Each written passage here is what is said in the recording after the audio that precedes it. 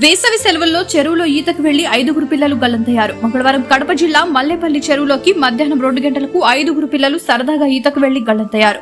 వీరిలో ఆలగడ్డ తాలూకా బోధనంకి చెందిన చరణ్ మరియు పార్దు 2 పిల్లలు గల్లంతు కాగా, జమ్మలమడుగుకు చెందిన ఒకరు, మల్లేపల్లికి చెందిన 2 పిల్లలు గల్లంతయ్యారు. అయితే చాలా సేపటి తర్వాత ఆ పిల్లల బట్టలు మరియు చెప్పులు ఒడ్డుకు కొట్టుకుని రావడంతో పోలీసులు కేసు నమోదు చేసి దర్యాప్తు చేపట్టారు.